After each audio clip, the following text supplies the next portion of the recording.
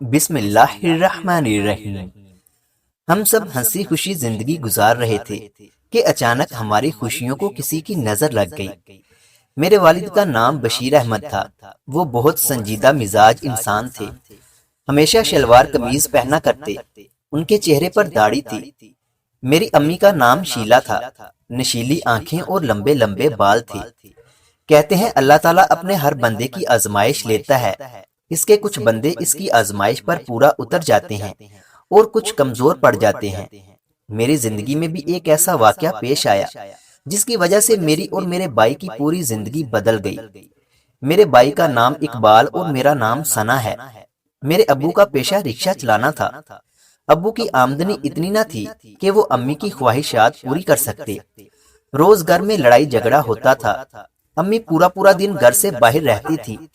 جب رات کو گھر پہنچتی تو کسی سے بات نہ کرتی اور سو جاتی، جیسے ان کا اپنے شوہر اور اولاد سے کوئی تعلق ہی نہ ہو۔ امی علی نام کے ایک آدمی سے ملی جو بہت امیر تھا۔ امی اور اس آدمی کی نزدیکیاں بہت بڑھنے لگ گئیں اور امی نے اس آدمی سے شادی کرنے کے لیے ابو سے طلاق کا مطالبہ کیا۔ ابو نے امی کو بہت سمجھانے کی کوشش کی کہ تمہاری ایک بیٹی اور بیٹا ہے، میرا نہیں، کم از کم ان بچوں کے بارے میں ہی سوچ لو، مگر امی کچھ بھی سمجھنے کے لیے تیار نہ تھی۔ انہیں صرف اپنی خواہشات کی پرواہ تھی اور اسی وجہ سے میرے والدین کی طلاق ہو گئی۔ جس وقت مجھے اور میرے بھائی کو ان کی سب سے زیادہ ضرورت تھی، وہ ہمیں دنیا کے اس اندھیرے میں تنہا کر گئی تھی۔ ابو اور اللہ تعالیٰ کے سوا کوئی دوسرا سہارا نہ تھا۔ جب کسی ماں کو اپنی اولاد کو پیار کرتا دیکھتی تو اس ماں کی ممتا کو دیکھ کر میرا دل رو پڑتا اور گھنٹوں اکیلے بیٹھ کر رویا کرتی تھی۔ سردیوں میں جب تمام بچے اپنی ماں کی گرم آغوش کے سائے میں سو رہے ہوتے تو میں رات کی تیز ہواؤں کے جھونکوں سے ڈر جاتی۔ تب میں ایک دیوار کے ساتھ گھنٹوں اپنا سر زمین کی آغوش میں رکھ کر سوتی اور دعا کرتی کہ اللہ تعالیٰ اس رات کی سیاہی جلد ختم کر دے۔ تکلیف جب زیادہ ہوتی تو اپنوں سے زیادہ غیر لوگ ہمیں ترس کھا کر یہ کہتے، یہ لوگ کھانا کھا لو۔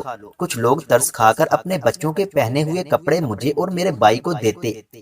ہم انہیں بڑی خوشی خوشی پہن کر اپنے وقت کو گزارتے تھے۔ لوگ کہتے ہیں کہ میری آنکھوں میں بہت درد ہے۔ ان درد کے سائے میں نے جینا سیکھ لیا تھا۔ مجھے اپنی ماں سے نفرت ہو چکی تھی۔ اس نے کبھی یہ جاننے کی کوشش بھی نہ کی تھی کہ اس کی اولاد کس حال میں ہے، کبھی ملنے بھی نہیں آتی تھی۔ وہ عورت ماں کہلانے کے بالکل لائق نہ تھی۔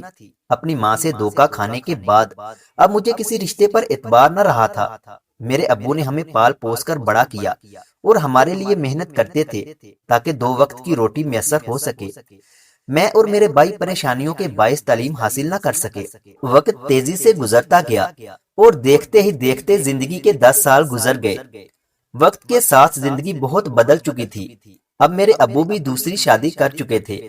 اس عورت کا نام صبا تھا، نچلے طبقے سے تعلق رکھنے والی طلاق شدہ عورت تھی اور ابو کو ہر وقت مانوس کرنے کے لیے بنی سنوری رہتی تھی۔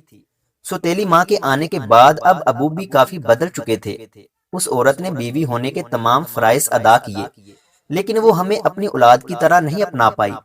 میرا ملنا جلنا خاندان سے بھی ختم کر دیا تھا۔ میں پورا دن اکیلے کمرے میں گزار دیتی تھی۔ اس عورت کا رویہ ہم دونوں بہن بھائیوں سے بالکل اچھا نہ تھا۔ مجھ سے پورے گھر کا کام کرواتی اور کھانا پکواتی اور بھائی کو بھی نوکری پر لگوا دیا تھا، جہاں غلط صحبت ملنے کی وجہ سے وہ سگریٹ پینے کا عادی بن چکا تھا اور آہستہ آہستہ اس نے سارے نشے کرنا شروع کر دیے تھے۔ اس عورت نے مجھے تعلیم تک حاصل نہ کرنے دی اور نہ ہی مجھے اچھے اور برے کی تمیز سمجھائی۔ اس عورت کی ایک ماں اور 2 شادی شدہ بہنیں اور ایک بھائی تھا۔ اس کے گھر والے اکثر آیا کرتے تھے۔ اس کا بھائی اچھی شخصیت کے کردار کا حامل نہ تھا، مجھے غلط نظروں سے دیکھتا، کبھی کسی بہانے سے میرا ہاتھ پکڑتا اور کبھی کسی بہانے سے میرے پاس آ کر بیٹھ جاتا۔ میں نے اس کی شکایت اپنی سوتیلی ماں سے کی تو اس نے الٹا مجھے ڈانٹا، دھمکایا اور گھر والوں کی نظر میں مجھے غلط ثابت کر دیا تھا تاکہ مجھ پر کوئی یقین نہ کرے۔ میں اس عورت کے ظلم کا حصہ بن چکی تھی۔ اس نے میری ناسمجھی اور معصومیت کا فائدہ اٹھایا اور جس عمر میں بچے پڑھتے ہیں اس عمر میں میرے دماغ میں عشق و محبت جیسی باتیں بھر دیں۔ اپنے ذاتی مفاد کی خاطر میرا رشتہ اپنی خالہ کے بیٹے سے کر دیا۔ رشتے کے وقت میں 12 سال کی تھی اور 1 سال گزرنے کے بعد آپس کے اختلافات کی وجہ سے یہ رشتہ میری سوتیلی ماں نے ختم کر دیا۔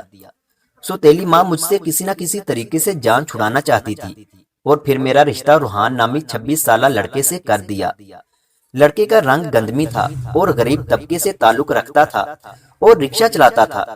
رشتے کے بعد وقت تیزی سے گزرتا گیا۔ اب میری عمر 15 سال ہو چکی تھی، شادی کی تیاریاں ہو رہی تھی۔ ایک دن میں اور میرا بھائی شادی کا سامان لینے بازار گئے۔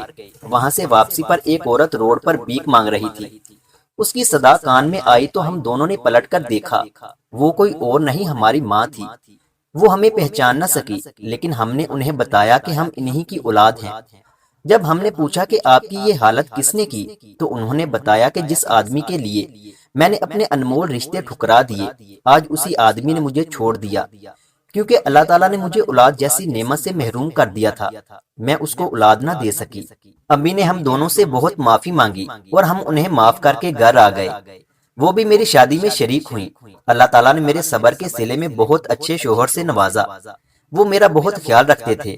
شادی کے بعد مجھے اپنی سوتیلی ماں کے ظلم سے بھی آزادی مل چکی تھی۔